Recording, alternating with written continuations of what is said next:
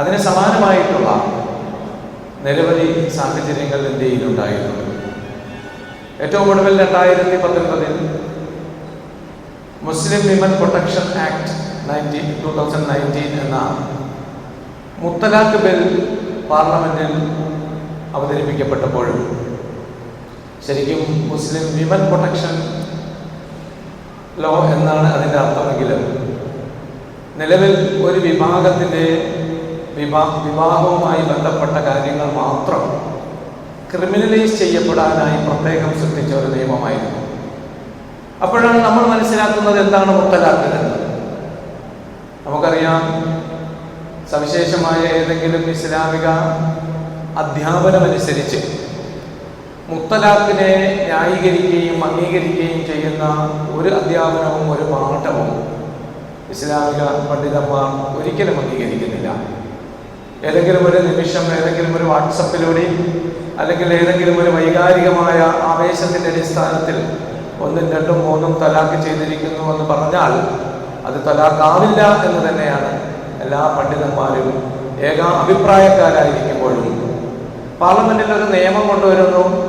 ആ നിയമമനുസരിച്ച് മുത്തലാഖ് നിയമം അസാധുവാക്കാൻ എന്ന വ്യാജേന ഒരു വിഭാഗം ഈ രാജ്യത്തെ, നമുക്കറിയാം, നമ്മുടെ രാജ്യത്തെ ഒരു ജനാധിപത്യ മതനിരപേക്ഷ ഒരു ഭരണകൂടം നിലനിൽക്കുമ്പോൾ, അങ്ങനെ ഒരു സ്ഥിതിസമത്വ റിപ്പബ്ലിക്കിന്റെ ഭാഗമായി നിലനിൽക്കുമ്പോൾ ഈ രാജ്യത്തെ എല്ലാ ജനവിഭാഗങ്ങൾക്കും ഭരണഘടനയുടെ 26-ാം വകുപ്പ് പ്രകാരം അവരുടെ മതവിശ്വാസത്തിന്റെ ഭാഗമായി സ്ഥാപനങ്ങൾ ഉണ്ടാക്കാനും വിശ്വസിക്കാനും പ്രചരിപ്പിക്കാനും ഒക്കെ നിയമമുണ്ടാകുമ്പോൾ ഈ രാജ്യത്തെ ഭരണഘടനയുടെ 14-ാമത്തെ വകുപ്പനുസരിച്ചിട്ട് എല്ലാവരും നിയമത്തിന്റെ മുന്നിൽ സമന്മാരാണ് എന്ന് പറയുമ്പോഴും മുസ്ലിം വിഭാഗത്തിൽപ്പെട്ട ഒരാൾ തലാഖ് ചെയ്താൽ, വിവാഹമോചനം നടത്തി കഴിഞ്ഞാൽ അത് ക്രിമിനൽ കുറ്റമാവുകയും അയാളെ 3 വർഷം ജയിലിലടയ്ക്കുകയും എന്നിട്ട് അതിന് സാക്ഷി നിന്നവർ, അത് മൗലവിമാരായാലും കമ്മിറ്റിക്കാരായാലും അവരൊക്കെ പിടിച്ച് അകത്തിടാനുള്ള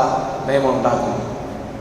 യഥാർത്ഥത്തിൽ ഇതിൻ്റെയൊക്കെ തുടർച്ച തന്നെയാണ് ഓരോ ഘട്ടത്തിലും. പ്രത്യേകിച്ച് നിങ്ങൾക്കറിയാം, ഇന്ന് ലോകത്ത് അതിവേഗം വളർന്നുകൊണ്ടിരിക്കുന്ന മതം ഇസ്ലാമാണ്. കേരളത്തിൽ പ്രത്യേകിച്ചും ഇന്ത്യയിൽ പൊതുവായും ഏറെക്കുറെ മെച്ചപ്പെട്ടു വരുന്നൊരു വിഭാഗവും മുസ്ലിങ്ങളാണ്. ഈ ജനവിഭാഗത്തിൻ്റെ മസ്തിഷ്ക പ്രക്ഷാളനം നടത്തുന്നതിന് മറ്റൊരു രൂപമായി സ്വീകരിച്ചുകൊണ്ട് കാലാകാലങ്ങളിൽ മുസ്ലിങ്ങൾക്ക് വേണ്ടി മാത്രം പ്രത്യേകം ഒരു നിയമം ഉണ്ടാക്കുകയും ഈ മുസ്ലിം സമൂഹം ഒന്നടക്കം ആ നിയമത്തിൻ്റെ പിന്നിൽ പോയി കൂടി അതിൻ്റെ ചർച്ചയും പ്രകടനവും. ഇപ്പൊ തന്നെ വഖഫ് നിയമത്തിനെതിരെ ഈ 10-ാം തീയതി ജന്തർ മന്ദറിൽ ഒരു വലിയ പ്രകടനം നടക്കാൻ പോവുകയാണ്, വഖഫ് അമെൻമെന്റ് ബില്ലിനെതിരെ ആയിക്കൊണ്ട്. അങ്ങനെ നമ്മുടെ നാട്ടുപുറങ്ങളിൽ, നമ്മുടെ പള്ളികളിൽ, നമ്മുടെ പ്രദേശങ്ങളിൽ, ജില്ലകളിൽ, സംസ്ഥാനങ്ങളിലൊക്കെ ഈ മുസ്ലിങ്ങളുടെ പണവും അധ്വാനവും മുഴുവൻ ഈ നിർമ്മിക്കപ്പെടുന്ന നിയമങ്ങളുടെ പിന്നിൽ ചെലവഴിക്കേണ്ടി വരുന്ന നിർഭാഗ്യകരമായ ഒരവസ്ഥ. ഇവിടെ 2014 വഖഫ് അമെൻമെന്റ് ബില്ല് അഥവാ വഖഫ് ഭേദഗതി ബിൽ വരുമ്പോൾ എന്തുകൊണ്ടാണ് മുസ്ലിം സമൂഹം അതിനെ എതിർക്കുന്നത്? ഞാൻ പറഞ്ഞു, മുത്തലാഖ് ബില്ലിനെ എതിർക്കുന്നതും പൊതു സമൂഹത്തിനിടയിൽ തെറ്റായ ധാരണയുണ്ടാക്കുന്ന രൂപത്തിൽ മുസ്ലിങ്ങൾ ഇതിനെ അനുകൂലിക്കുന്നത് കൊണ്ടാണോ മുത്തലാഖിനെ എതിർക്കുന്നത്, അഥവാ മുത്തലാഖ് വേണമെന്നാണോ അവർ പറയുന്നത് എന്ന ചോദ്യം വരുമ്പോൾ നമ്മൾ പറയുന്നത് എന്താണ്? ഈ രാജ്യത്തിലെ എല്ലാ ജനങ്ങൾക്കും വിവാഹം സിവിൽ നിയമമാണെങ്കിൽ അത് മുസ്ലിം സമൂഹത്തിനും സിവിൽ നിയമമാകണം, അവർക്ക് വേണ്ടി മാത്രം അതൊരു ക്രിമിനൽ നിയമമാകാൻ പാടില്ല എന്നതുകൊണ്ടാണ് എതിർക്കുന്നത് എന്നാണ്. ഇവിടെ 2024 വഖഫ് അമെൻമെന്റ് ബില്ല് വരുമ്പോൾ നമ്മൾ ശ്രദ്ധിക്കേണ്ടതായിട്ടുണ്ട്. ശരിക്കും ഇന്ത്യയിൽ വഖഫ് നിയമം അഥവാ വഖഫ് ആക്ട് എന്ന് പറയുന്നത് ഈ ഇന്ത്യ മഹാരാജ്യം സ്വതന്ത്രമാകുന്നതിന് മുമ്പ് തന്നെ 1913 തന്നെ ബ്രിട്ടീഷുകാർ ആദ്യ നിയമം ഉണ്ടാക്കിയിട്ടുണ്ടായിരുന്നു. ആ നിയമം ഉണ്ടാക്കുന്നതിന് പ്രത്യേകമായ ഒരു പശ്ചാത്തലവും ഉണ്ടായിരുന്നു. ആ പശ്ചാത്തലം എന്ന് പറയുന്നത് നിങ്ങൾക്കറിയാം, അന്ന് ബംഗാളിലും മറ്റും, അതായത് വിഭജിക്കപ്പെടാത്ത ഇന്ത്യയിൽ ആ ഇന്ത്യൻ മുസ്ലിങ്ങൾ എന്ന് പറയുന്നത് വളരെ വലിയ ഒരു പെർസെൻറ്റേജ് ആയിരുന്നു, നിങ്ങൾക്കറിയാവുന്നതാണ്. അന്ന് ബംഗാളിലെ ഒരു സുപ്രഭാതത്തിൽ ബ്രിട്ടീഷുകാർ ഒരു നിയമം കൊണ്ടുവരികയാണ്. അതായത് 1913 ലാൻഡ് റിസപ്ഷൻ ആക്ട് കൊണ്ടുവന്നുകൊണ്ട് ബംഗാളിലെ മുസ്ലിങ്ങൾ നടത്തി വന്ന മദ്രസകൾ പള്ളികൾ, ആരാധനാലയങ്ങൾ, ഖബർസ്ഥാനുകൾ, സ്മാരകങ്ങൾ, ലൈബ്രറികൾ, യതീംഖാനകൾ, മക്തബകൾ, ഇതിനെല്ലാത്തിനും മേൽ നികുതി ചുമത്തുന്നു. ഈ നികുതി ചുമത്തുന്നത് അന്ന് വരെ ഇല്ലാത്തൊരു നിയമമാണ്. അന്നാണ് ശരിക്കും 2011 ഇന്ത്യയുടെ തലസ്ഥാനം തന്നെ കൽക്കട്ടയിൽ നിന്നും ഡൽഹിയിലോട്ട് മാറുന്നു. ഡൽഹിയിലോട്ട് മാറ്റിയ തലസ്ഥാനം മാറുമ്പോൾ തലസ്ഥാനത്ത് മുസ്ലിം ജനവിഭാഗങ്ങൾ അന്നേവരെ ഉപയോഗിച്ചു കൊണ്ടിരുന്ന സുപ്രധാനമായ കെട്ടിടങ്ങളും അവരുടെ ആരാധനാലയങ്ങൾ, അവരുടെ ലൈബ്രറികൾ, അവരുടെ പള്ളികൾ, അവരുടെ സ്മാരകങ്ങൾ, ഇതെല്ലാം തന്നെ ബ്രിട്ടീഷുകാർ എടുത്തു. ഇതെടുത്തുകൊണ്ടാണ് എഡ്വിൻ ന്യൂട്ടൺ എന്ന് പറഞ്ഞ ആ ബ്രിട്ടീഷ് ആർക്കിടെക്റ്റിനെ കൊണ്ടുവന്ന് പുതിയ ഇന്ത്യ പണിയുവാൻ ഏൽപ്പിക്കുന്നത്. ആ ന്യൂട്ടൺ പണിത ഇന്ത്യ എന്ന് പറയുന്നത് സമൂലമായ വഖഫ് പ്രോപ്പർട്ടി എൻക്രോച്ച് ചെയ്തുകൊണ്ട് നടത്തിയ, അത് കയ്യേറ്റപ്പെടുത്തിക്കൊണ്ട് നടത്തിയ ആ പണിത ഇന്ത്യയാണ് ഇന്ന് കാണുന്ന ഇന്ത്യ. അതുകൊണ്ടാണ് അന്ന് തന്നെ വളരെ വ്യാപകമായി അതിനെതിരെ ആക്ഷേപമുയർന്നു. ഈ ആക്ഷേപങ്ങൾക്കുള്ള പരിഹാരം എന്ന നിലയിലാണ് 1913 ആദ്യമായി സുന്നി മജ്ലിസ് ഔഖാഫ് എന്ന പേരിൽ പുതിയ അന്നത്തെ ഒരു വഖഫ് ആക്ട് ബ്രിട്ടീഷുകാരുണ്ടാക്കുന്നത്. ആ വഖഫ് ആക്ടിന്റെ പേരിൽ ആ വഖഫ് ആക്ട് കൊണ്ടുവന്നപ്പോൾ ഏറ്റവും കൂടുതൽ ഡിസ്പ്യൂട്ട് ആയിട്ടുള്ള വെറും 123 പ്രോപ്പർട്ടികളുടെ മേൽനോട്ട ചുമതല മാത്രമേ അന്ന് ബ്രിട്ടീഷുകാർ ഏൽപ്പിച്ചിട്ടുണ്ടായിരുന്നു.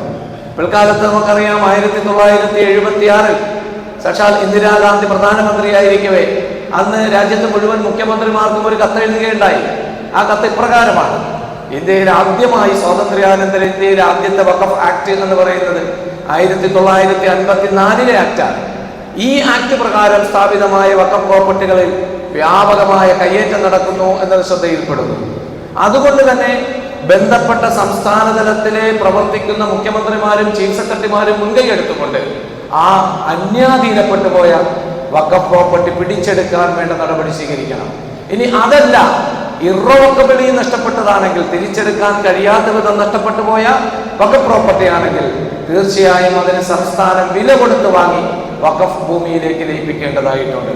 നിങ്ങൾ മനസ്സിലാക്കണം, ഏത് സാഹചര്യത്തിലാണ് ഈ വഖഫ് പ്രോപ്പർട്ടി എന്ന് പറയുന്നത് ഒരു വിശ്വാസി സമൂഹം, ആഗോളതലത്തിലെ വിശ്വാസി സമൂഹം ഇഹപര നന്മയ്ക്ക് വേണ്ടി രാജ്യത്തെ എല്ലാ നന്മയും സ്വാംശീകരിക്കുന്നതിന്റെ ഭാഗമായി അവർ ദാനം ചെയ്യുന്ന പ്രോപ്പർട്ടിയാണ്. അത് തീർച്ചയായും അതിന് പ്രത്യേകമായ അതിന്റെ വിശേഷ ഗുണങ്ങളെ സംബന്ധിച്ചും അതുമായി ബന്ധപ്പെട്ട കാര്യങ്ങളെ സംബന്ധിച്ചും ഒക്കെ നിങ്ങൾ വിശദമായി നമ്മുടെ ഉസ്താദുമാരുടെ ക്ലാസ്സിൽ കേൾക്കുന്നുണ്ടാവും. എന്താണ് ദാനം ചെയ്താലുള്ള ഗുണം, അതിന് ആഖിറത്ത് എന്താണ് ഗുണം, അതിന് പിന്നെ ഇഹലോകത്ത് എന്താണ് ഗുണം എന്ന അതിന്റെ വിശദാംശങ്ങളിൽ ഞാൻ പ്രവേശിക്കുന്നില്ല. അക്കാലത്ത് സ്വാതന്ത്ര്യാനന്തര ഇന്ത്യയിൽ ജവഹർലാൽ നെഹ്റു മുൻകൈ എടുത്തുകൊണ്ട് അന്ന് പാകിസ്ഥാനിലേക്ക് പലായനം ചെയ്യപ്പെട്ട മുഴുവൻ ജനങ്ങളും അവരുപയോഗിച്ചിരുന്ന പള്ളികൾ, അവരുപയോഗിച്ചിരുന്ന മദ്രസകൾ, അവരുപയോഗിച്ചിരുന്ന മക്തബകൾ, ഇതെല്ലാം തന്നെ ക്രോഡീകരിച്ചുകൊണ്ട് അന്ന് ഈ 1954 ആക്ട് കൊണ്ടുവരികയുണ്ടായി. അതാണ് അതിന് തൊട്ട് മുമ്പ് നമുക്കറിയാം ബ്രിട്ടീഷ് ഇന്ത്യയിലെ രണ്ടാമത്തെ ആക്ട് എന്ന് പറയുന്നത് അത് 1923 10 വർഷങ്ങൾക്ക് ശേഷം ബ്രിട്ടീഷ് ഗവൺമെന്റ് കൊണ്ടുവന്ന രണ്ടാമത്തെ ആക്ട് ആയിരുന്നു. 1923 ബ്രിട്ടീഷ് ഗവൺമെന്റ് വഖഫിന്റെ രണ്ടാമത്തെ ആക്ട് ഇന്ത്യയിൽ കൊണ്ടുവരുമ്പോൾ അതോടൊപ്പം വലിയൊരു സംഭവം കൂടി നടന്നു. അതാണ് 1927 ഇന്ത്യൻ ചർച്ച് ആക്ട് എന്ന് പറഞ്ഞൊരു ആക്ട്. ആ ആക്ട് ഇപ്പോഴും ഭാഗികമായി നിലനിൽക്കുന്ന രാജ്യമാണ് ഇന്ത്യ. ആ ചർച്ച് ആക്ട് പ്രകാരം എന്താണ് ഇന്ത്യയിൽ സംഭവിച്ചത്? നമുക്ക് അവിശ്വസനീയമായി തോന്നാം. കഴിഞ്ഞ വർഷം വരെയും എയ്ഡഡ് സ്ഥാപനങ്ങളിൽ പ്രവർത്തിച്ചിരുന്ന, അതുപോലെ ഗവൺമെന്റ് സ്ഥാപനങ്ങളിലും പ്രവർത്തിച്ചിരുന്ന ഇവിടുത്തെ അച്ഛന്മാർക്കും ക്രൈസ്തവ പാതിരിമാർക്കും ക്രൈസ്തവ വിഭാഗത്തിലെ കന്യാസ്ത്രീകൾക്കും അവരുടെ ശമ്പളത്തിൽ നിന്ന് നികുതി കൊടുക്കേണ്ടതില്ലായിരുന്നു. നമ്മളെല്ലാം ഉദ്യോഗസ്ഥരാണ്. നമ്മൾ വാങ്ങുന്ന ശമ്പളത്തിന്റെ 30% സ്ലാബിന് 30%, പിന്നെ 4% സെസ്സും ചേർത്ത് 34% ശമ്പളത്തിൽ നിന്നും ടാക്സ് കൊടുക്കുന്നവരാകുമ്പോൾ കോടാനുകോടി കണക്ക് കൂട്ടി പറയുവാൻ കഴിയാത്ത വിധം ഇത്രയും വലിയ സംഖ്യ ഇന്ത്യയിലെ ഒരു വലിയ ജനവിഭാഗം ടാക്സ് കൊടുക്കേണ്ടതില്ല. അങ്ങനെ ഒരു നിയമം ഇന്ത്യ ചർച്ച് ആക്ടിന്റെ ഭാഗമായി ബ്രിട്ടീഷുകാരുടെ കാലത്തുണ്ടാക്കിയ 1927 ആക്ടിന്റെ ഭാഗമായി ഇവിടെ നിലനിന്നിരുന്നു.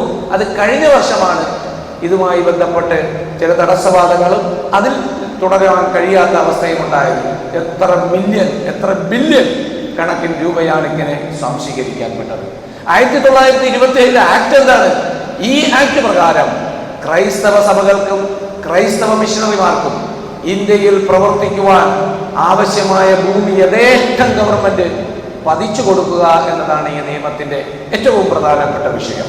അതുകൊണ്ടാണ് നിങ്ങൾ മനസ്സിലാക്കേണ്ടത്, ഇന്ത്യയിലെ ജനസംഖ്യയിൽ 2% താഴെ മാത്രം വരുന്ന ക്രൈസ്തവ സഹോദരങ്ങൾക്ക് ഇന്ന് ഇന്ത്യയിൽ ഏറ്റവും കൂടുതൽ ഭൂമിയുടെ ഉടമസ്ഥരാണ്. നിങ്ങൾ വെറുതെ ഒന്ന് ഗൂഗിൾ സെർച്ച് ചെയ്യൂ, നിങ്ങൾക്ക് കാണാം ഏറ്റവും വലിയ land holders, largest land holders in India. അത് ഇന്ത്യ ഗവൺമെന്റിന്റെ GIL എന്ന് പറയുന്ന ആ പോർട്ടലിൽ ലഭ്യമാണ്. ഇന്ത്യയിൽ ഏറ്റവും കൂടുതൽ ഭൂമി സ്വന്തമായിട്ടുള്ളത്. സാധാരണ വഖഫുമായി ബന്ധപ്പെട്ട പ്രസംഗങ്ങളിൽ, പ്രഭാഷണങ്ങളിൽ, എഴുത്തുകളിൽ നിങ്ങൾ ശ്രദ്ധിക്കും, ഇന്ത്യ ഗവൺമെന്റ് കഴിഞ്ഞാൽ, ഇന്ത്യൻ ഡിഫൻസ് കഴിഞ്ഞാൽ, ഇന്ത്യൻ റെയിൽവേ കഴിഞ്ഞാൽ ഇന്ത്യയിൽ ഏറ്റവും കൂടുതൽ ഭൂമി സ്വന്തമായിട്ടുള്ളത് വഖഫിനാണ്, വഖഫ് പ്രോപ്പർട്ടിയാണ് എന്ന് പറയുമ്പോൾ അവിടെ ഒരു തിരുത്തു കൂടിയുണ്ട്. കാരണം ഇത് ഗവൺമെന്റൽ എന്നും മറ്റത് നോൺ ഗവൺമെന്റൽ എന്നുമാണുള്ളത്. ഗവൺമെന്റലായി പരിഗണിക്കുമ്പോഴാണ്, നമുക്കറിയാം 8 ലക്ഷം ഏക്കറിൽ കൂടുതൽ ഉണ്ടായിരുന്ന ഭൂമി ഇന്ന് 4 ലക്ഷം ഏക്കറിൽ താഴെയായി അത് കുറഞ്ഞിട്ടുണ്ട് വഖഫ് പ്രോപ്പർട്ടി. ഇതിൽ തന്നെ വലിയൊരു ഭാഗം എന്ന് പറയുന്നത് ഒരു 10,000-ലധികം ഡിസ്പ്യൂട്ടുമായി ബന്ധപ്പെട്ട് നിൽക്കുന്നു. അതാണ് ഇന്ത്യയിലെ വഖഫിന്റെ ചരിത്രം. അതേസമയം ഇന്ത്യയിൽ നമ്മൾ ഇത് ചർച്ച ചെയ്യുമ്പോൾ ക്രൈസ്തവ കാത്തലിക് ചർച്ച് ഓഫ് ഇന്ത്യയുടെ കീഴിൽ 17.7 കോടി ഏക്കർ ഭൂമിയാണ് അവർക്കുള്ളത്. നിങ്ങൾ എന്തിനാണ് അതിവിദൂരങ്ങളിലോട്ട് പോകുന്നത്? എനിക്ക് കണക്ക് തെറ്റി. 7 കോടി ഏക്കർ ഭൂമിയാണ് കാത്തലിക് ചർച്ച് ഓഫ് ഇന്ത്യയുടെ കീഴിൽ ഇന്നുള്ളത്. നിങ്ങൾ എന്തിന് ഒരുപാട് ദൂരം പോകണം? ഈ പാളയം പള്ളിയിൽ നിന്നുകൊണ്ട് ഇടത് സൈഡും വലത് സൈഡും മുന്നിലോട്ടും മാത്രം നോക്കിയാൽ മതി. ഇവിടെ ആർക്കാണ് ഭൂമിയുള്ളത്? നമ്മൾ എന്തുകൊണ്ട് ഇത് പറഞ്ഞു? ഒരിക്കലും മുസ്ലിം സമൂഹവും അത് സാമൂഹ്യമായും സംഘടനാപരമായും രാഷ്ട്രീയമായും ഇന്നേവരെ യാതൊരു സമുദായത്തിന്റെയും യാതൊരു വിഭാഗത്തിന്റെയും നേരെ ഒരു വെല്ലുവിളികളും ഉയർത്തുന്നവരല്ല. അവർ പരമാവധി സൗഹാർദ്ദത്തിന്റെയും സഹവർത്തിത്വത്തിന്റെയും മാർഗങ്ങൾ മാത്രം തേടുന്നവരാണ്. ഈ അടുത്ത് മുനമ്പവുമായി ബന്ധപ്പെട്ട വിഷയത്തിൽ, പ്രത്യേകിച്ചും 2024 വഖഫ് ആക്ട് വന്നതിന് ശേഷം ഉണ്ടാകുന്ന വ്യാപകമായ ചർച്ചയിൽ പ്രധാനപ്പെട്ട ഉത്തരവാദിത്തപ്പെട്ട, നമ്മൾ കാസയെ വിടുക, കാസയെല്ലാം പ്രധാനപ്പെട്ട ആൾക്കാർ പുറകിലിരുന്ന് നയിക്കുന്ന സംഘടനയാണെങ്കിൽ, ഈ പ്രധാനപ്പെട്ട ഡയോസസിന്റെ ഉത്തരവാദിത്തപ്പെട്ടവർ മുഖ്യധാരാ മാധ്യമങ്ങളിൽ നിന്ന് വന്ന് പറയുകയാണ്, ഇവിടത്തെ മുഗൾ ഭരണാധികാരികൾ ഇട്ടേച്ചു പോയിട്ടുള്ള ഈ ഭൂമിയെല്ലാം വഖഫെന്ന് വളച്ചു വെച്ചിരിക്കുന്നത്, ഇത് തിരിച്ചു പിടിക്കേണ്ടത് ഒരു സെക്യുലർ ഭരണകൂടത്തിന്റെ ആവശ്യമാണെന്ന് പറയുമ്പോൾ നിങ്ങൾ ആലോചിച്ച് നോക്കൂ, എത്ര വലിയ പാതകമാണ് ഇവർ ചെയ്യുന്നത്. ഞാൻ പറഞ്ഞു വന്നത്, അതിന്റെ ഭാഗമായി ലഭിച്ച, അഥവാ നമുക്ക് ഇന്ത്യ മഹാരാജ്യം സ്വതന്ത്രമാവുകയും സ്വാതന്ത്ര്യത്തിന്റെ മുന്നിൽ ഇന്ത്യ എന്നൊരു രാജ്യം തന്നെ ശരിക്കും ബ്രിട്ടീഷുകാരുടെ മുന്നിൽ ഉണ്ടായിരുന്നില്ല. ഇന്ത്യ എന്നൊരു രാജ്യം തന്നെ സങ്കല്പം തന്നെ ഉണ്ടായിരുന്നില്ല. അവിടെ കുറെ നാട്ടുരാജ്യങ്ങൾ, എണ്ണിയാൽ തീരാത്ത നാട്ടുരാജ്യങ്ങളുടെ കുറെ പ്രവിശ്യകൾ കൂടിച്ചേർന്ന് കിടക്കുന്ന ഒരു ഭൂപ്രദേശമാണ്. അതിന് ഇന്ത്യ എന്നൊക്കെ പറയുന്നതാണ്. അങ്ങനെ ഉണ്ടായിരുന്ന രാജാക്കന്മാരും നാട്ടുരാജാക്കന്മാരും കുട്ടിരാജാക്കന്മാരും ഒക്കെ ഭരിച്ചിരുന്ന അവരുടെ കൈകളിലിരുന്ന ഭൂമിയൊക്കെ സ്വാതന്ത്ര്യാനന്തര ഇന്ത്യയിലെ നിയമനിർമ്മാണത്തിന്റെ ഭാഗമായി തിരിച്ചു പിടിച്ചെങ്കിൽ ഒരിക്കലും കാത്തലിക് ചർച്ച് ഓഫ് ഇന്ത്യയിൽ നിന്നും 1 സെന്റ് ഭൂമി പോലും തിരിച്ചു പിടിച്ചിട്ടില്ല. അവർക്കിന്നും അത് യഥേഷ്ടം കൈകാര്യം, അത് അവരുടെ ഭാഗമായും അല്ലെങ്കിൽ അവർക്ക് കൊടുക്കുന്ന വിശ്വാസത്തിന്റെയോ ആദർശത്തിന്റെ ഭാഗമായി നമ്മൾ വിടുക. പക്ഷെ ഇവർക്കൊക്കെ എങ്ങനെ ഈ വഖഫ് ആക്ടുമായി ബന്ധപ്പെട്ട് ഒരു വഖഫ് അമെൻമെന്റ് ബില്ല് പാർലമെന്റിൽ വരുമ്പോൾ, പാർലമെന്റിൽ ഈ അടുത്ത കാലത്ത് നിങ്ങൾക്കറിയാം, പ്രത്യേകിച്ചും കഴിഞ്ഞ ഒരു 10-15 വർഷത്തിനകം ഈ രാജ്യത്തിന്റെ പാർലമെന്റിലും ബന്ധപ്പെട്ട മിക്കവാറും എല്ലാ സംസ്ഥാനങ്ങളിലും നടക്കുന്ന നിയമനിർമ്മാണങ്ങളിൽ ഭൂരിപക്ഷവും ഈ രാജ്യത്തെ മുസ്ലിം മതന്യൂനപക്ഷത്തിനെതിരെയുള്ളതാണ്. നിങ്ങൾ 1915, 2015, 2016, 2017, 2018, 2019 ഈ വർഷങ്ങളിലെല്ലാം മഹാരാഷ്ട്രയിലും ഹരിയാനയിലും ഗുജറാത്തിലും കർണാടകയിലും ഹിമാചൽ പ്രദേശിലുമെല്ലാം ഒരുപാട് നിയമനിർമ്മാണങ്ങൾ നടന്നു. ഒരുപാട് അമെൻമെന്റ് ബില്ലുകൾ കൊണ്ടുവന്നു. അതൊക്കെ തന്നെ animal preservation act 2015, animal preservation act 2016, 2017, 19, 20 ഈ ആക്ടുകൾ പരിശോധിക്കുമ്പോൾ നിങ്ങൾക്ക് ഒരു കാര്യം മനസ്സിലാവും. എന്താണ് അനിമൽ പ്രിസർവേഷൻ ആക്ട് എന്ന് പറഞ്ഞാൽ എന്താണ്? ഈ ആക്ടിന്റെ പുറകിൽ എന്താണ് നടന്നത്? വളരെ വിചിത്രമായ സംഭവങ്ങളാണ്. ഇതിന്റെ പിന്നിലാണ് ബീഫ് ഉപയോഗിക്കാൻ പാടില്ല എന്ന നിയമം കൊണ്ടുവരുന്നത്. ബീഫ് ഉപയോഗിക്കാൻ പാടില്ല. ആർക്ക്? ബീഫ് ഉപയോഗിച്ചു കഴിഞ്ഞാൽ ഒന്ന് ആലോചിച്ച് നോക്കണം. ഒരാൾ ബീഫ് ഉപയോഗിച്ചു കഴിഞ്ഞാൽ അയാൾ അറസ്റ്റ് ചെയ്യുകയും അയാളെ 7 വർഷം തടങ്കലിൽ പാർപ്പിക്കുകയും അയാൾക്ക് 5 ലക്ഷം രൂപ ഫൈൻ അടയ്ക്കുകയും അയാൾ അതിനുപയോഗിച്ച വാഹനം, അതിനുപയോഗിച്ച ഷോപ്പ് ഇതെല്ലാം തന്നെ കണ്ടുകെട്ടുകയും ചെയ്യണം. ഗുജറാത്തിലൊരു പാവപ്പെട്ട മനുഷ്യൻ 2016 ഗുജറാത്തിൽ ഈ ആക്ട് വന്നതിന് ശേഷം 2019 ആ മനുഷ്യൻ അയാളുടെ മകളുടെ വിവാഹം നടത്തി. വിവാഹ സൽക്കാരത്തിന്റെ ഭാഗമായി ഇറച്ചി വിളമ്പി. അയാളെ നേരെ പോലീസ് പൊക്കി, നേരെ അയാളെ ജയിലിലാക്കി. അത് ബീഫാണെന്നാണ് പോലീസ് പറഞ്ഞത്. 10 വർഷം അയാളെ ജയിലിലാക്കാൻ 10 വർഷത്തെ ജീവപര്യന്തത്തിന് അയാൾ ശിക്ഷിച്ചു. പക്ഷേ രാജ്കോട്ടിലെ ലാബ് റിസൾട്ട് വന്നത് അയാളെ ജയിലിലാക്കിയതിന് ശേഷമായിരുന്നു. രാജ്കോട്ടിൽ ലാബ് റിസൾട്ട് വരുമ്പോൾ പറഞ്ഞു ഇത് ബീഫല്ല എന്ന് പറഞ്ഞു. ഇതാണ് ഇന്ത്യ മഹാരാജ്യം. അതായത് നമ്മൾ മനസ്സിലാക്കേണ്ടത് ഇവിടെ ഉണ്ടായിക്കൊണ്ടിരിക്കുന്ന എല്ലാ നിയമങ്ങളും നിങ്ങൾ കുറ്റവാളിയായിട്ട് ഞങ്ങൾ പറഞ്ഞു കഴിഞ്ഞാൽ കുറ്റവാളി അല്ല എന്ന് തെളിയിക്കേണ്ടത് അത് നിങ്ങളുടെ ബാധ്യതയാണ്. നിങ്ങൾ നിരപരാധിയാണെന്ന് തെളിയിക്കേണ്ടത് നിങ്ങളുടെ ബാധ്യത. ഇതാണ് ഈ രാജ്യത്തെ നിയമനിർമ്മാണം എന്ന് പറയുന്നത്. നിങ്ങൾക്കറിയാമല്ലോ, ഇപ്പോൾ തന്നെ ഓരോ ദിവസവും സംഭവിച്ചുകൊണ്ടിരിക്കുന്ന നമ്മുടെ ഇന്ത്യ മഹാരാജ്യത്തിന്റെ സ്വാതന്ത്ര്യ സമര ചരിത്രം നിങ്ങൾ പരിശോധിച്ച് നോക്കൂ. നമ്മളെല്ലാവരും പറയാറില്ലേ, ഇതിൽ പങ്കെടുത്ത മുസ്ലിങ്ങളോളം വരുന്ന ത്യാഗനിർഭരമായ ജീവിതം കാഴ്ചവെച്ച ആരും തന്നെ ഇല്ല എന്ന്. അതല്ല, ഇന്ത്യ ഗേറ്റിലെ പേരുകളെല്ലാം വായിച്ചാൽ മനസ്സിലാവും. ഈ അടുത്ത ദിവസം ബിർള ഹൗസിൽ ഒരു സംഭവം ഉണ്ടായി. ബിർള ഹൗസ് സന്ദർശിച്ചിട്ടുള്ളവരുണ്ടാവാം ഡൽഹിയിൽ. ഈ ബിർള ഹൗസിൽ മഹാത്മാഗാന്ധിയും ഇന്ത്യ മഹാരാജ്യത്തിന്റെ സ്വാതന്ത്ര്യവുമായി ബന്ധപ്പെട്ട ഒരുപാട് സംഭവങ്ങളുണ്ട്. അതിൽ ഏറ്റവും പ്രധാനപ്പെട്ടതാണ് മഹാത്മാഗാന്ധി കൊല്ലപ്പെടുമ്പോൾ 1948 ജനുവരി മാസം 30 കൊല്ലപ്പെടുമ്പോൾ അദ്ദേഹം ധരിച്ചിരുന്ന രക്തം പുരണ്ട വസ്ത്രം, അദ്ദേഹം ധരിച്ചിരുന്ന ആ പോക്കറ്റ് വാച്ച്, ഇംഗർസോൾ എന്ന് പറഞ്ഞ അമേരിക്കൻ വാച്ച് കമ്പനിയുടെ ഒരു വാച്ച്, നാഥുറാം വിനായക ഗോഡ്സെ വെടിവെച്ചതിന് ശേഷം അവശേഷിച്ച തോക്കും അതിലുണ്ടായിരുന്ന വെടിയുണ്ടായി, ഇതെല്ലാം തന്നെ അവിടെ ഉണ്ടായിരുന്നു. എന്നാൽ ഇപ്പോ അങ്ങനെ ഒരു സാധനം ബിർള ഹൗസിലില്ല. ബിർള ഹൗസിൽ ഈ സാധനം എങ്ങനെ അപ്രത്യക്ഷമായി എന്ന് മഹാത്മാഗാന്ധിയുടെ തന്നെ ഗ്രാൻഡ് സൺ എഴുതി ചോദിക്കുന്നുണ്ട്. അതിന് കൊടുക്കുന്ന മറുപടി അത് മുകളിൽ നിന്നുള്ള ഓർഡർ എന്നാണ്. ഈ രാജ്യം എങ്ങോട്ട് പോകുന്നു?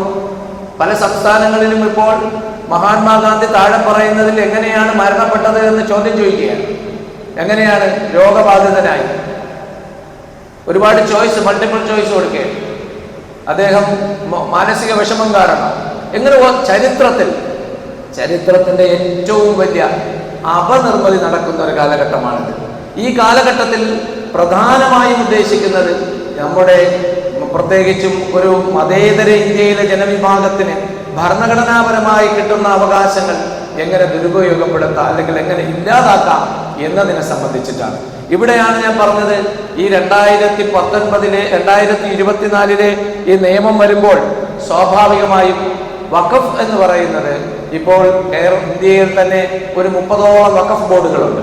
ഈ 30ഓളം വഖഫ് ബോർഡുകളുടെ പ്രവർത്തന രീതി എന്ന് പറയുന്നത് കാര്യമായും ഈ പറഞ്ഞ 1954 നിയമം അഥവാ ആക്ട് പ്രധാനമായി സ്വീകരിക്കുകയും പിന്നീട് തുടർന്ന് വന്ന ആക്ടുകൾ അത് 1995 പിന്നീട് 2013 പിന്നീട് ഒരു അമെൻമെന്റ് നമ്മൾ കാണുന്നത് ഈ 2024 അതിൽ പ്രധാനമായും 44 അമെൻമെന്റുകളാണ് ചർച്ച ചെയ്യപ്പെട്ടത് അഥവാ അതിൽ കൂട്ടിച്ചേർത്തത്. ഈ 44 അമെൻമെന്റുകൾ എന്ന് പറയുന്നത്, ഭേദഗതി എന്ന് പറയുന്നത്, നമ്മുടെ ഇന്ന് വരെയുള്ള വഖഫിന്റെ സ്വത്വവും അതുപോലെ തന്നെ വഖഫിന്റെ സ്വത്തും എങ്ങനെ നഷ്ടപ്പെടുത്താം എന്നതിനെ സംബന്ധിച്ച ഗൗരവമായ നീക്കമാണ് എന്ന് നിങ്ങൾ മനസ്സിലാക്കേണ്ടതായിട്ടുണ്ട്. കാരണം നമുക്കറിയാമല്ലോ, നമ്മുടെ വഖഫിന്റെ പ്രവർത്തനങ്ങളുമായി ബന്ധപ്പെട്ട് നമ്മൾ പരിശോധിക്കുമ്പോൾ മനസ്സിലാവും, വഖഫ് എന്ന് പറയുന്നത് ഒരു പ്രത്യേക വിശ്വാസി സമൂഹത്തിന്റെ ദൈനംദിന ജീവിതവുമോടെ വിശ്വാസ ആചാര അനുഷ്ഠാന കർമ്മങ്ങളുമായി ഇൻകോർപ്പറേറ്റ് ചെയ്തിരിക്കുന്ന ഒരു കാര്യം എന്ന നിലയിൽ അത് വിശ്വാസികൾക്ക് മാത്രം കൈകാര്യം ചെയ്യാൻ പറ്റുന്നതാണ്. ഇതിന്റെ കാര്യനിർവഹണത്തിന്റെ ചുമതല ഏറ്റെടുക്കുന്ന ആ ആള് തന്നെ ഒരു നോൺ മുസ്ലിം ആകാം എന്ന നിയമം വന്നു കഴിഞ്ഞാൽ എങ്ങനെയിരിക്കും? ഇതിൻ്റെ നിങ്ങളെല്ലാം തന്നെ ഒരു വ്യത്യസ്തമായ രീതിയിൽ നിങ്ങൾ ഇതൊക്കെ മനസ്സിലാക്കിയിട്ടുള്ളവരാണ്. ഞാൻ അതിൻ്റെ വിശദാംശങ്ങളിലോട്ട് പോകുന്നില്ല. പക്ഷേ നിങ്ങൾ മനസ്സിലാക്കണം, ഈ ഓരോ നിയമങ്ങളും അതിൽ ഭേദഗതി വന്നപ്പോൾ എന്താണോ വഖഫിൻ്റെ അതിൻ്റെ സ്വത്വം, അതിൻ്റെ ഐഡന്റിറ്റി അത് നഷ്ടപ്പെടുത്തുക എന്ന നിലയിൽ ആയിത്തീർന്നു എന്നതാണ് പ്രധാനമായും നമ്മൾ മനസ്സിലാക്കേണ്ടി വരുന്നത്. ഇവിടെ ഇതിനെന്താണ്, ഇത് ആരാണ് കൈകാര്യം ചെയ്യേണ്ടത്, ഇത് എങ്ങനെയാണ് ഈ പ്രശ്നത്തിന് പരിഹാരം കാണുക, എപ്പോഴെങ്കിലും നമ്മൾ ചിന്തിച്ചിട്ടുണ്ടോ എന്ന് എനിക്കറിയില്ല. പലപ്പോഴും നമ്മുടെ മുസ്ലിം സമുദായം അഥവാ മുസ്ലിം കൂട്ടായ്മയ്ക്ക് നഷ്ടപ്പെടുന്നത്, നമുക്ക് ഇത്തരം പ്രശ്നങ്ങളും കാര്യങ്ങളും വരുമ്പോൾ ഒരുമിച്ച് കൂടിയിരിക്കുകയും അല്ലെങ്കിൽ ഒരുമിച്ചൊരു പ്രതിഷേധ പ്രവർത്തനം നടത്തുകയും നമ്മുടെ അധ്വാനവും നമ്മുടെ പണവും നമ്മുടെ സമയവും ഒക്കെ അതിൻ്റെ പിന്നിൽ പോകുന്നതിന് കഴിഞ്ഞാൽ പിന്നെ ഒരു തിങ്ക് ടാങ്ക് അതുമായി ബന്ധപ്പെട്ട വിഷയങ്ങളിൽ ഉണ്ടാകുന്നില്ല എന്നത് നമ്മൾ വളരെ ഗൗരവത്തോടു കൂടിയാണ് കാണേണ്ടത്. അതേസമയം അതാണ് ഞാൻ തുടക്കത്തിൽ പറഞ്ഞത്, കാലാകാലങ്ങളിൽ മുസ്ലിങ്ങൾ എങ്ങനെ ചിന്തിക്കണമെന്നും അവരുടെ വ്യയവും അവരുടെ പണവുമെല്ലാം എങ്ങനെ ചെലവഴിക്കണമെന്നുമൊക്കെ വളരെ ആസൂത്രിതമായി ഗൂഢാലോചന നടത്തിയതിൻ്റെ ഫലമാണ് ഇങ്ങനെ ഉണ്ടായിക്കൊണ്ടിരിക്കുന്ന ഓരോ നിയമങ്ങളും. ഇത് കൃത്യമായി ഗൃഹപാഠം ചെയ്തുകൊണ്ട് സമീപിക്കുവാൻ നമുക്ക് കഴിയേണ്ടതായിട്ടുണ്ട്. നിങ്ങൾക്കറിയാം, ഇന്ന് എത്രയാണ് വഖഫ് ഭൂമി ഉണ്ട് എന്ന് മനസ്സിലാക്കാൻ വംസി എന്ന് പറഞ്ഞൊരു പോർട്ടലുണ്ട്. വഖഫ് അഡ്മിനിസ്ട്രേഷന്റെ മുഴുവൻ ലാൻഡ് സർവേയിൽ രേഖപ്പെടുത്തുന്ന മിനിസ്ട്രി ഓഫ് മൈനോറിറ്റി അഫയേഴ്സിന് കീഴിലുള്ള ഒരു പോർട്ടലാണ്. ആ പോർട്ടലിൽ കയറി കഴിഞ്ഞാൽ ഓരോ സംസ്ഥാനത്തും എത്ര ഭൂമിയാണുള്ളത്. ഇപ്പൊ കേരളത്തിനെ സംബന്ധിച്ചിടത്തോളം കേരളത്തിൽ ആകെ 12,000 വഖഫ് രജിസ്ട്രേഷനാണുള്ളത്. അതേസമയം 50,000-ഓളം പ്രോപ്പർട്ടികളുണ്ട്. കേരളത്തിലെ വഖഫ് ബോർഡിന് കീഴിൽ 12,000 വഖഫ് രജിസ്ട്രേഷനും ആ 12,000 വഖഫ് രജിസ്ട്രേഷന് കീഴിൽ 50,000-ലധികം പ്രോപ്പർട്ടികളുമാണുള്ളത്. അതായത് നിങ്ങൾക്ക് അതിന്റെ സാങ്കേതികത്വം മനസ്സിലായോ എന്ന് എനിക്കറിയില്ല. പാളയംപള്ളിയിൽ ഒരുപക്ഷെ വഖഫ് രജിസ്ട്രേഷൻ ഒന്നായിരിക്കാം, പക്ഷേ ഈ ഒരു രജിസ്ട്രേഷന് കീഴിൽ വിവിധ പ്രോപ്പർട്ടികൾ വ്യത്യസ്തമായി രേഖപ്പെടുത്തുന്നത് കാരണം അങ്ങനെ ഉണ്ടായിരിക്കാം. ഇവിടെ ഈ സമീപകാലത്ത് വളരെ യാദൃച്ഛികമായിട്ടാണ് ഇവിടെ ഉണ്ടായ മുനമ്പം ഇഷ്യൂ. മുനമ്പം ചേറായി വഖഫ് ഭൂമിയുമായി ബന്ധപ്പെട്ട ആ വിഷയം നിന്ന് നിങ്ങൾ ശ്രദ്ധിച്ചിട്ടുണ്ടാവും. ദേശീയ അന്തർദേശീയ ചാനലുകളിൽ വളരെ മോശമായി, വളരെ നമുക്ക് വാക്കുകൾ കൊണ്ട് പറയാൻ പറ്റാത്ത വിധം വഖഫ് ഈസ് എ ടെറർ എന്നാണ് ഓരോന്നിൻ്റെ ഇൻട്രോ. വഖഫുമായി ബന്ധപ്പെട്ടുള്ള തുടങ്ങുന്നതിന് മുമ്പ് പ്രത്യേകിച്ച് റിപ്പബ്ലിക്കൻ ചാനലിലെല്ലാം പറയുന്നത് നിങ്ങൾ കേട്ടിട്ടുണ്ടാവും. അർണവ് ഗോസ്വാമി പറയുന്നുണ്ട്, വഖഫ് board may come any time at your door and knock, then you will be expelled from your property. ഏത് സമയവും വഖഫ് ബോർഡ് വരാം എന്ന് പറഞ്ഞുകൊണ്ടാണ്, അതായത് ഏറ്റവും വലിയൊരു ഭീകരനായി ചിത്രീകരിക്കാം വഖഫ് ബോർഡ് എന്ന് പറയുന്നത്. ആ സമയത്താണ് വളരെ യാദൃച്ഛികമായി മുനമ്പം ചേറായിയുമായി ബന്ധപ്പെട്ട വഖഫ് പ്രോപ്പർട്ടിയുടെ ഇഷ്യൂ വരുന്നത്. നമ്മൾ ഒരുപാട് എല്ലാ ദിവസവും കാണുന്നതാണ്. എന്താണ് ആ സംഭവമെന്ന് നിങ്ങൾ പലർക്കും അറിയാം. പക്ഷേ ഇതുമായി ബന്ധപ്പെട്ട് ഞാൻ മെക്കയെ പ്രതിനിധീകരിച്ചുകൊണ്ട് മെക്ക തന്നെ രൂപീകരിച്ചിട്ടുള്ള മുനമ്പം ചേറായി ഫാക്ട് ഫൈൻഡിങ് കമ്മിറ്റിയുടെ ഭാഗമായിട്ട് ഞാനും നമ്മുടെ doctor Nizaruddin sir, doctor Rasheed sir, N K Ali Sahib, അങ്ങനെ ഒരു ടീം പല ദിവസം ഈ മുനമ്പത്ത് പോയി ആ വിഷയം ഒന്ന് പഠിക്കുമ്പോൾ നമുക്ക് മനസ്സിലാവുന്നത് വളരെ വിചിത്രമായ സംഭവ വികാസങ്ങളാണ് അതിൻ്റെ പിന്നിൽ നടക്കുന്നത്. നിങ്ങൾക്കറിയാമല്ലോ, ശരിക്കും അന്ന് 1903 ശ്രീമൂലം തിരുനാൾ മഹാരാജാവ് ഗുജറാത്തി കച്ചവടക്കാരനായ ഒരു കച്ച് സേട്ടിന് 404 ഏക്കർ ഭൂമി പതിച്ചു കൊടുക്കുകയാണ്. അവിടെ മറ്റു കാര്യങ്ങൾ പണ്ട് 100 വർഷം 150 വർഷം മുമ്പുള്ള കേരളത്തിലെ സ്ഥിതി എന്ന് പറയുന്നത്, ഒരു കള്ളനെ പിടിച്ചാൽ അവനോട് ചോദിക്കുന്നത് നിനക്ക് 10 കൊല്ലം ജയിലിൽ കിടക്കണമോ അത് 500 ഏക്കർ സ്ഥലം നിന്റെ പേരിൽ എഴുതി തരട്ടോ എന്നാണ് ചോദിക്കുന്നത്. പക്ഷെ 500 ഏക്കർ സ്ഥലം എഴുതി കൊടുത്തു കഴിഞ്ഞാൽ അയാൾ ചെയ്യാനുള്ളത് അയാൾ അവിടെ കൃഷി ചെയ്ത് വരുമാനം കണ്ടെത്തി അയാൾ എൻ്റെ ടാക്സ് അടയ്ക്കണം. അത്രത്തോളം ബാരനായിട്ടുള്ള ലാൻഡ് ഉണ്ടായിരുന്ന ഒരു കാലം ഉണ്ടായിരുന്നു. യഥാർത്ഥത്തിൽ ഈ പറഞ്ഞ 125 വർഷം മുമ്പ് സത്താർ സേട്ടിന് ഈ പറയുന്ന 404 ഏക്കർ ശ്രീമൂലം തിരുനാൾ മഹാരാജാവ് എഴുതി കൊടുക്കുമ്പോൾ അത് കുറുനരികൾ പോലും കയറാത്ത ഒരു വൻ കാടായിരുന്നു. നിങ്ങളിപ്പോൾ പോയി കണ്ടിട്ടുണ്ടാവും. ആ ഗോശി പാലമൊക്കെ വന്നില്ലെങ്കിൽ ഇപ്പോഴും അവിടെ കയറി കൂടാൻ പറ്റില്ല. ഈ ഭൂമി പിന്നീട് 1950 അദ്ദേഹത്തിന്റെ തന്നെ ബന്ധു എന്ന് അവകാശപ്പെടുകയും അല്ല ബന്ധു അല്ലെന്ന് ഇപ്പോൾ പറയുന്ന സിദ്ദീഖ് സേട്ട് ഫറൂഖ് കോളേജ് അധികൃതർക്ക് ആ ഖാൻ ബഹദൂർ സാഹിബിന് എഴുതി കൊടുക്കുകയാണ് 1950. എന്തിനാണ്? വിദ്യാഭ്യാസ സ്ഥാപനം നടത്തുവാനും അള്ളാഹുവിന്റെ മാർഗത്തിൽ കാരുണ്യ പ്രവർത്തനം നടത്താനുമായി എഴുതി കൊടുക്കുന്നു എന്നാണ്. ആ പ്രമാണമെല്ലാം നിങ്ങൾ കണ്ടിട്ടുണ്ടാവും. അത് പ്രകാരം ആ ഭൂമി എഴുതി കൊടുത്തു. പക്ഷേ ഇത് യഥാർത്ഥത്തിൽ അന്ന് ഈ 404 ഏക്കർ ഭൂമി 1950 ഫറൂഖ് കോളേജിന് എഴുതി കൊടുക്കുമ്പോഴും ഇവിടെ ഉള്ള തേങ്ങ ഇടാനും തേങ്ങ പറിക്കാനുമായിട്ട് ഫറൂഖ് കോളേജിൽ നിന്ന് ഒരു വണ്ടി പിടിച്ചു വന്നാൽ ബാക്കി പൈസ കയ്യിൽ നിന്നും കൂടെ ഇട്ടേ കൊടുക്കാൻ പറ്റുള്ളൂ. അതാണ് അന്നത്തെ അവസ്ഥ. പക്ഷേ ഈ ഭൂമിയിൽ 1967 ഒരു വലിയ ഡിസ്പ്യൂട്ട് ഉണ്ടായി. ഇതിൽ നിന്നും 104 ഏക്കർ അവിടെ ഒരാൾക്ക് ഫറൂഖ് കോളേജ് അധികൃതർ ലീസ് കൊടുത്തിട്ടുണ്ടായിരുന്നു. ഇതുമായി ബന്ധപ്പെട്ട് ഒരു കേസ് പറവൂർ കോടതിയിൽ വരുന്നു. പറവൂർ സബ് കോടതി വിധിച്ചു ഈ ഭൂമി വഖഫാണ്, എത്രയും പെട്ടെന്ന് തിരിച്ചു കൊടുക്കണം. അക്കാലത്ത് തന്നെ 1960 കേരളത്തിലെ തന്നെ നിയമസഭയിൽ ഒരു ആഭ്യന്തര മന്ത്രി പറഞ്ഞു, ഇതുമായി ബന്ധപ്പെട്ട വിഷയം വന്നപ്പോൾ അത് വഖഫ് ഭൂമിയാണ്, അത് ഇടപെടാൻ പാടില്ല എന്ന് 60 വന്നു. ഇത് പിന്നെയും പ്രശ്നങ്ങളായി. പിന്നീട് ഇപ്പോൾ ഏറ്റവും ഒടുവിൽ 12 പേർക്ക് മാത്രം വഖഫ് ബോർഡ് നോട്ടീസ് കൊടുക്കുന്നു. 12 പേർ വഖഫ് ബോർഡ്, നിങ്ങൾ അവിടെ പോയാൽ കാണാമെന്ന്, ഇതൊരു വലിയ മനോഹരമായ ഏറ്റവും റവന്യൂ കിട്ടുന്ന ഒരു റിസോർട്ട് പ്രദേശമായി അത് മാറിയിട്ടുണ്ട്. ഈ 12 പേർക്ക് കൊടുക്കുമ്പോൾ ഈ 12 പേരും അവിടുത്തെ റിസോർട്ട് ഉടമകളായിരുന്നു. ഒരാൾക്ക് പോലും അവിടെ ഇപ്പോൾ 600ഓളം തദ്ദേശവാസികളായി താമസിക്കുന്ന ആൾക്കാരുണ്ടെന്ന് പറയുന്നുണ്ട്. പക്ഷേ അത്ര ഒന്നും ആൾക്കാരില്ല. ഞങ്ങൾ പലരെയും പോയി നേരിട്ട് കണ്ടിട്ടുണ്ട്. അവരിൽ പലരും ഭൂമി പൈസ കൊടുത്ത് വാങ്ങിയവരാണ്. അവിടെ പ്രശ്നം പരിഹരിക്കപ്പെടണം. അതിന് ഏറ്റവും കോമ്പീറ്റന്റ് ആയ ഒരു ഗവൺമെന്റ് ഇടപെട്ടാൽ അത് പരിഹരിക്കപ്പെടാൻ കഴിയും. പക്ഷേ 2008 കേരളത്തിലെ അന്നത്തെ പാലോളി മുഹമ്മദ് കുട്ടി വഖഫ് മന്ത്രിയായിരിക്കുന്ന സമയത്ത് കേരളത്തിൽ തന്നെ അന്യാധീനപ്പെട്ടു പോയുള്ള വഖഫ് പ്രോപ്പർട്ടിയുമായി ബന്ധപ്പെട്ട കേസുകളുടെ പഠനവും അതിന്റെ കൺസോളിഡേഷനുമായി ബന്ധപ്പെട്ട് ജസ്റ്റിസ് നിസാർ കമ്മിറ്റി എന്നൊരു കമ്മിറ്റി ഉണ്ടായി. ജസ്റ്റിസ് നിസാർ ഇത് സംബന്ധിച്ച് കൃത്യമായി പഠിച്ചിട്ട് അദ്ദേഹം പറഞ്ഞു, ഇത് വഖഫ് ഭൂമിയാണ്, ഇതിൽ കുറെ കുടിയേറ്റക്കാരുണ്ട്, മുനമ്പത്ത് നിന്ന് എത്രയും പെട്ടെന്ന് അവരെ ഇറക്കേണ്ടതായി. അപ്പോൾ ഒരു ജുഡീഷ്യൽ കമ്മിറ്റി കണ്ടെത്തിയ കാര്യങ്ങൾ അത് യാഥാർത്ഥ്യബോധത്തോടു കൂടി ഒരു സർക്കാർ സമീപിക്കുകയാണ് അതിന്റെ കാര്യത്തിൽ വേണ്ടത്.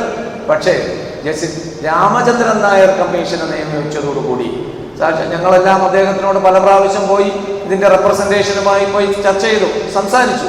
അദ്ദേഹത്തെ പോയി കാണുന്നത്, അദ്ദേഹം മുനമ്പത്ത് പോയിട്ട് മുനമ്പത്തെ തദ്ദേശവാസികളെ അഭിമുഖീകരിച്ചിട്ട് അദ്ദേഹം പറയുന്നുണ്ട്, ഞാൻ നിങ്ങളുടെ കൂടെയാണ്, നിങ്ങൾക്കൊരു പ്രശ്നവും ഇനി വരില്ല, നിങ്ങളുടെ ഭാഗത്താണ് ന്യായം, ഇത് വഖഫ് ഭൂമിയാണ്. അതിൻ്റെ അടുത്ത ദിവസമാണ് നമ്മൾ അദ്ദേഹത്തുമായി പോകുന്നത്.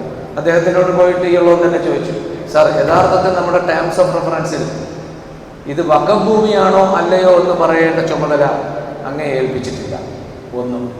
രണ്ടാമതായി 10 വർഷത്തിലധികം ഹൈക്കോടതി ജഡ്ജിയായിരുന്ന അങ്ങേ പോലൊരാൾ ഒരിക്കലും ഒരു അന്വേഷണത്തിലിരിക്കുന്ന ഒരു വിഷയത്തിൽ പോയി നിങ്ങളെ കൂടെ ഉണ്ട് എന്നൊക്കെ പറയുമ്പോൾ ഈ ഒരു വലിയൊരു ജനറൽ പബ്ലിക് പുറത്തുണ്ട് അങ്ങയുടെ റിപ്പോർട്ട് പ്രതീക്ഷിച്ചു കൊണ്ടിരിക്കുന്നത്. അപ്പൊ യഥാർത്ഥത്തിൽ ടേംസ് ഓഫ് റെഫറൻസിൽ പറഞ്ഞിട്ടില്ല ഇത് വഖഫ് ഭൂമിയാണോ അല്ലയോ എന്ന് പറഞ്ഞിട്ടില്ല. അവിടെ എത്ര ഭൂമിയുണ്ട് അളന്ന് തിട്ടപ്പെടുത്തുക, എത്ര പേരാണ് അവിടെ കുടിയേറ്റക്കാർ അളന്ന് തിട്ടപ്പെടുത്തുക, ഇതേ ഗവൺമെന്റ് പറഞ്ഞോളൂ.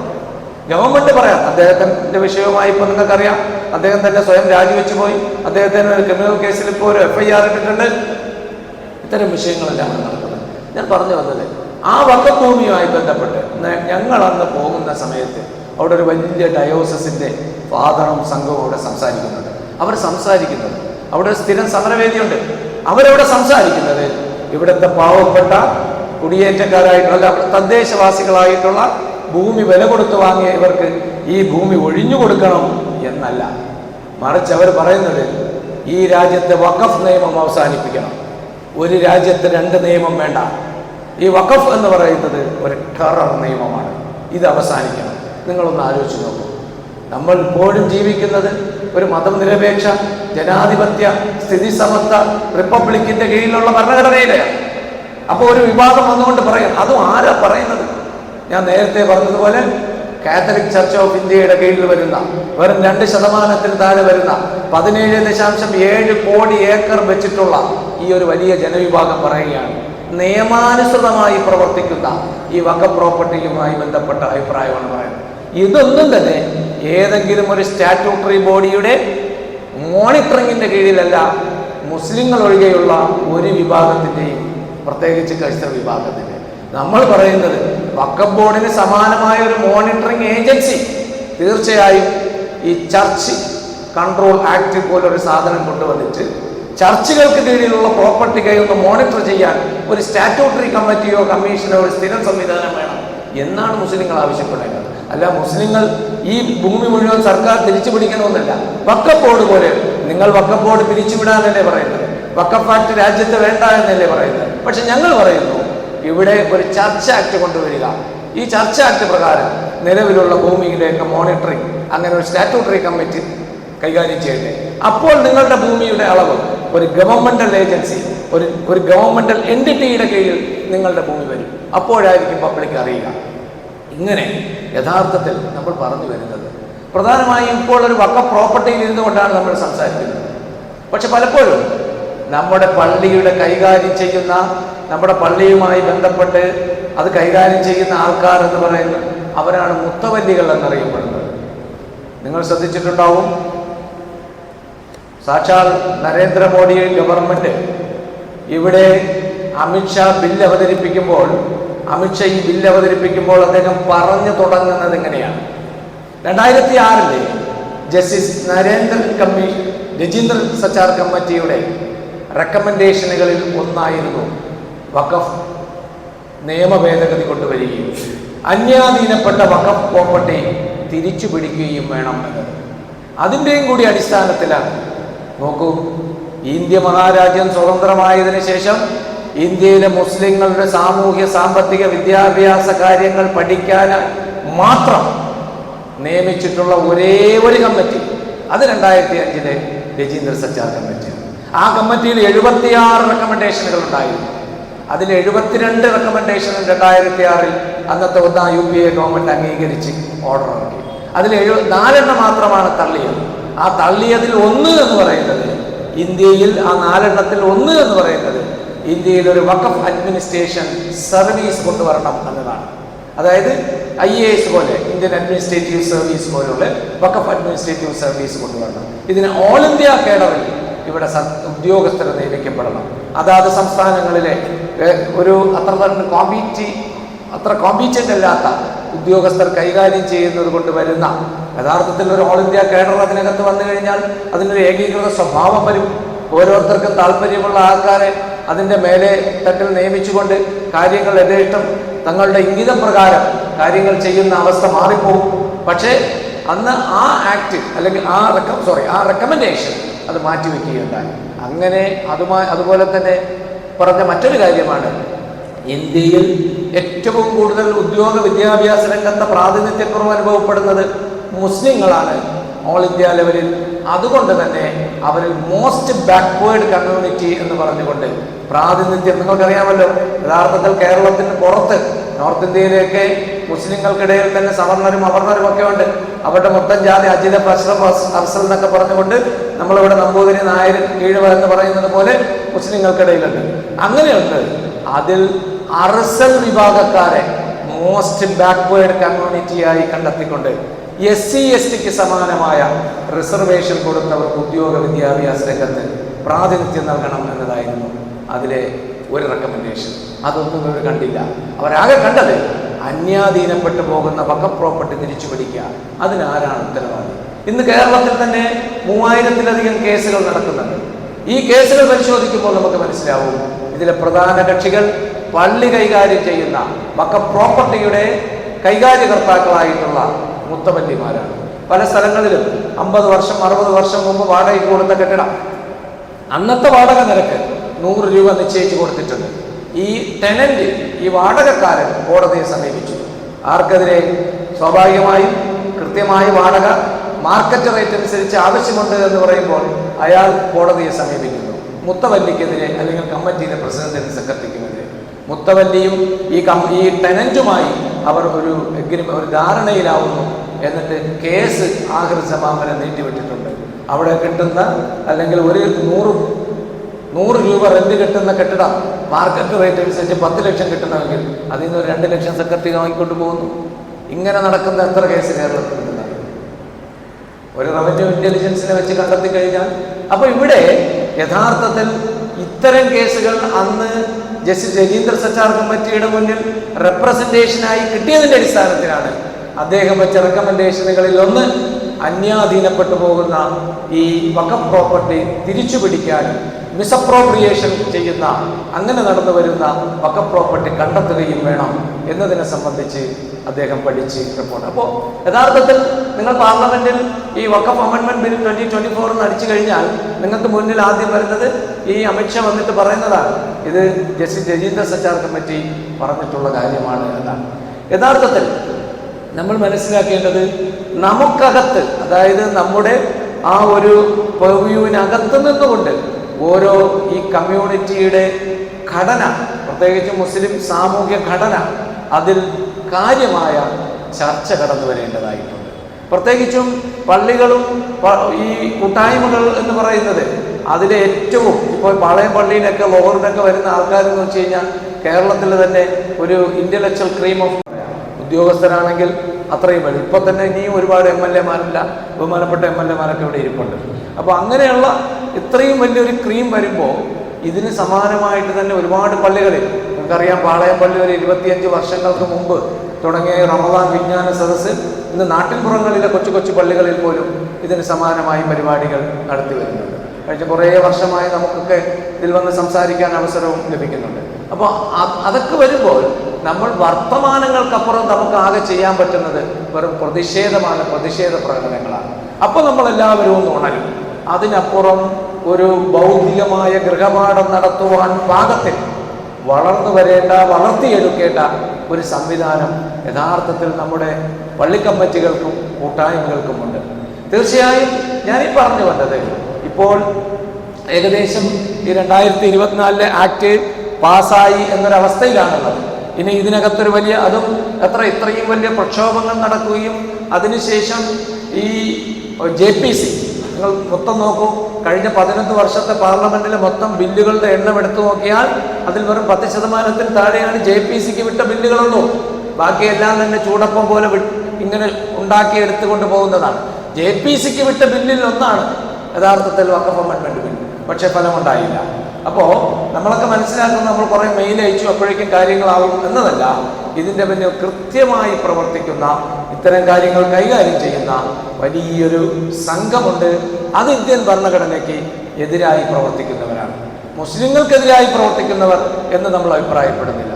പക്ഷേ നിയമം മൂലം സ്ഥാപിതമായ ഒരു ഭരണഘടനയുടെ കീഴിൽ ഉള്ള ഒരു റിപ്പബ്ലിക്കിന് കീഴിൽ ജീവിക്കുന്ന ജനങ്ങൾക്ക് നിയമാനുസൃതമായി നിയതമായി കിട്ടേണ്ട അവകാശങ്ങൾ നിഷേധിക്കപ്പെടുന്ന സാഹചര്യങ്ങളിൽ അതിൽ കൃത്യമായ ഇടപെടലുകൾ നടക്കാൻ വേണ്ട പാകത്തിൽ വളർന്നു വരേണ്ട ഒരു കമ്മ്യൂണിറ്റിയായി മുസ്ലിം സമുദായം മാറേണ്ടതായിട്ടുണ്ട്. അതല്ലെങ്കിൽ അവർക്കറിയാം, നമ്മൾ വൈകാരികമായി കാര്യങ്ങളെ കാണുകയും ഓരോ ഘട്ടത്തിലും നിങ്ങൾക്കറിയാമല്ലോ, NRCക്ക് ശേഷമാണ് വഖഫ് അമെൻമെന്റ് ബില്ല് വരുന്നത്. NRC കഴിഞ്ഞൊരു 3-4 കൊല്ലം നമ്മൾ അതിനെതിരെ പ്രതിഷേധിച്ച് തളർന്നിരിക്കുമ്പോൾ അടുത്ത് ഇത് കിട്ടി, ഇനി നമ്മൾ കുറച്ച് നാളത്തേക്ക് ഇങ്ങനെയാവും. ഇത് വളരെ കൃത്യമായി മനസ്സിലാക്കുന്ന ഒരു വിഭാഗമാണിത്. അതിനെതിരെ എങ്ങനെയാണ് നമുക്ക് നീങ്ങാൻ കഴിയുക? അത്തരം കാര്യങ്ങൾ നമ്മുടെ വളർന്നു വരുന്ന തലമുറ പലപ്പോഴും നമുക്കെതിരെ നിർമ്മിക്കുന്ന നിയമങ്ങളെ കുറിച്ച് പോലും അഭിജ്ഞരല്ല എന്നതാണ്.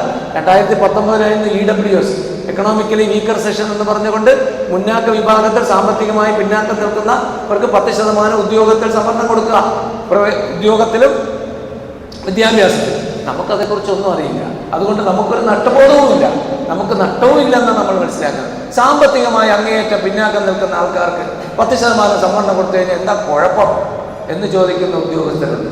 അത് എവിടെ നിന്നാണ് എടുത്ത് കൊടുക്കുന്നത്? കേരളത്തിൽ പോലും അത് ചർച്ച ചെയ്തപ്പോൾ ഏറ്റവും ആദ്യം EWSന്റെ നിയമനിർമ്മാണം നടന്ന് ഏറ്റവും ആദ്യം ഈ ബില്ല് നടപ്പിലാക്കിയ സംസ്ഥാനങ്ങളിൽ ഒന്നാണ് കേരളം.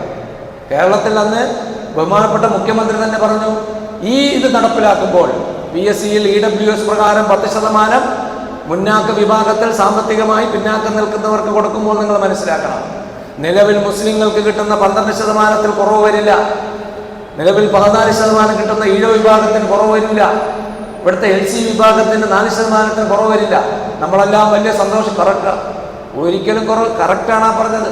ആ ശതമാനത്തിലല്ല കുറവ് വന്നത്, 100-ൽ നിന്നും 40% എടുക്കുകയും അതിൽ നിന്ന് നിങ്ങൾക്കറിയാം, ഒരു 100%-ൽ നിന്നും 10% മാറ്റിയിട്ടെടുക്കുന്ന 40%, 100%-ൽ നിന്നും 10% മാറ്റാതെയുള്ള 100% എത്ര കുറവ്, എത്ര വ്യത്യാസം വരും എന്നൊന്ന് ആലോചിച്ചു. അപ്പൊ ശതമാനത്തിന്റെ കണക്കും എണ്ണത്തിന്റെ കണക്കും രണ്ടും രണ്ടാണ്. ഈ 10% എടുത്തതും ഈ 100-ൽ നിന്നുമാണ്. പിന്നെ 90%-നെയാണ് 100-ലോട്ട് കൺവേർട്ട് ചെയ്തിട്ട് അതിൽ നിന്ന് 40% എടുക്കുന്നത്. അതാർക്കാണ് കൊടുക്കുന്നത്? സാമ്പത്തികമായി പിന്നാക്കം നിൽക്കുന്നവർക്കാണെങ്കിൽ ഈ രാജ്യത്തെ എല്ലാവരും സാമ്പത്തികമായി പിന്നാക്കം നിൽക്കുന്നവർക്ക് കിട്ടണ്ടേ? ഇവിടുത്തെ മുസ്ലിം വിഭാഗത്തിലും ക്രൈസ്തവ വിഭാഗത്തിലും ഹൈന്ദവ വിഭാഗത്തിലും എല്ലാവർക്കും സാമ്പത്തികമായി പിന്നാക്കം നിൽക്കുന്നവർക്ക് അത് കിട്ടണ്ടേ? അത് കിട്ടിയില്ലല്ലോ. ഇവിടുത്തെ മുന്നാക്ക വിഭാഗത്തിന് മാത്രമായിട്ടാണ് അത് പങ്കുവച്ചത്. അപ്പൊ മുന്നാക്ക വിഭാഗത്തിൽ സാമ്പത്തികമായി പിന്നാക്കം നിൽക്കുന്നവർക്ക് മുഖ്യധാര വിദ്യാഭ്യാസ സ്ഥാപനങ്ങളിലും ഓൾ ഇന്ത്യ സർവീസിലും വരുന്നുണ്ടോ? അത് പരിശോധിക്കട്ടെ. 2019 ഈ ബില്ല് പാസ്സായി കഴിഞ്ഞ ഉടൻ ഇന്ത്യയിലെ പ്രധാനപ്പെട്ട ഇൻസ്റ്റിറ്റ്യൂഷനുകളായിട്ടുള്ള NIT-യിലെയും IIT-യിലെയും IIM-ലെയും ഒരു സംഘം അധ്യാപകർ ചേർന്ന്, അവരാരും മുസ്ലിങ്ങളല്ല, അവർ ചേർന്നിട്ട് പഠിച്ചു.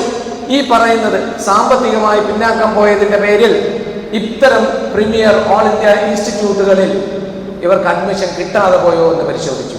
അവർ പരിശോധിച്ചപ്പോൾ മനസ്സിലായി NIT-യിലും IIT-യിലും IIM ഉൾപ്പെടെയുള്ള സ്ഥാപനങ്ങളിൽ അഡ്മിഷൻ നേടിയിട്ടുള്ള അപ്പർ കാസ്റ്റ് കമ്മ്യൂണിറ്റിയിൽ 32% ആൾക്കാർ സാമ്പത്തികമായി പിന്നാക്കം നിൽക്കുന്നവരാണ് എന്ന് മനസ്സിലാക്കാൻ പറ്റും. അപ്പോൾ എന്താണ്? ഒരു സാമൂഹ്യ അവസ്ഥയാണ് മുഖ്യധാര, സാമൂഹികമായ പിന്നാക്കാവസ്ഥയാണ് ഒരു വിഭാഗത്തിന് മുഖ്യധാരയിലോട്ട് പ്രവേശിക്കാൻ തടസ്സമാകുന്നത്. അവർക്ക് സാമ്പത്തികം എന്ന് പറഞ്ഞാൽ വിശക്കുന്നതാണ്. അതിന് ഭക്ഷണം വാങ്ങിച്ചു കൊടുത്താൽ വിശപ്പ് മാറും. കിടക്കാൻ വീടില്ല, ഒരു വീട് വാങ്ങിച്ചു കൊടുത്താൽ തീരും. ഉടുക്കാൻ തുണിയില്ല, തുണി വാങ്ങിക്കൊടുത്താൽ തീരും. പക്ഷെ സാമൂഹ്യമായ പിന്നാക്കാവസ്ഥ എന്ന് പറഞ്ഞാൽ നൂറ്റാണ്ടുകളായി മുഖ്യധാരയിൽ നിന്നും അവമതിക്കപ്പെട്ട ഒരു വിഭാഗത്തിന്റെ അവകാശങ്ങളാണ്. അത് പരിഹരിക്കുകയാണ്. അത് പലപ്പോഴും ഇപ്പോഴും EWS നടപ്പിലാക്കിയിട്ടില്ലാത്ത സംസ്ഥാനങ്ങൾ ഇന്ത്യയിലുണ്ട് കേട്ടോ. മാത്രവുമല്ല, നടപ്പിലാക്കുകയാണെങ്കിൽ 10% മാക്സിമം നടപ്പിലാക്കണം എന്ന് പറഞ്ഞതിന്റെ പേരിലാണ് 10% നടപ്പിലാക്കിയ സംസ്ഥാനങ്ങളിൽ ഒന്നായി നാം മാറിയത്. ഞാൻ പറഞ്ഞു വരുന്നത്, ഞാൻ ഒരുപാട് ദീർഘിപ്പിക്കുന്നില്ല. ഈ വിഷയവുമായി ബന്ധപ്പെട്ട ഒരുപാട് കാര്യങ്ങൾ നിങ്ങളുടെ മുന്നിലുണ്ടാവും. നമ്മൾ സ്ഥിരം ഒത്തിരി വായിക്കുകയും എഴുതുകയൊക്കെ ചെയ്യുന്നവർ, മനസ്സിലാക്കുന്നവരാണ് ഇപ്പോഴുള്ളത്. അതുകൊണ്ട് തന്നെ കൂടുതൽ വിശദാംശങ്ങളിലോട്ട് കിടക്കുന്നില്ല. ഈ വഖഫ് അമെൻഡ്മെന്റ് ബില്ലും ഇപ്പോൾ പാസ്സാകുകയാണ്. തീർച്ചയായും ഇത് ഇനി അടുത്ത് വരാനിരിക്കുന്നത് ഇതിന് സമാനമായ ഒരുപാട് കാട്ടു നിയമങ്ങളാണ് വരാനിരിക്കുന്നത്. അപ്പോൾ ഇതിനൊക്കെ സംബന്ധിച്ച് ഒരു കൃത്യമായ അവബോധവും അവഗാഹവും ഉണ്ടാകുന്ന ഒരു തലമുറയെ സൃഷ്ടിച്ചെടുക്കുവാൻ നമുക്ക് കഴിയണം. സർവശക്തനായ നാഥൻ തമ്പുരാൻ അതിനനുഗ്രഹിക്കട്ടെ എന്ന് പറഞ്ഞുകൊണ്ട് എൻ്റെ വാക്കുകൾ വിസ്മരിക്കുന്നു. ആകണ്ടവാനാണ്.